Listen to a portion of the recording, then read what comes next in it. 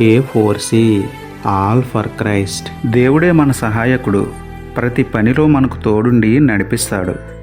ప్రార్థన. ప్రేమమేడ కృపమేడ పరలోకమందున్న మా తండ్రి, మహిమగల మీ నామమునకు స్తోత్రములు దేవా.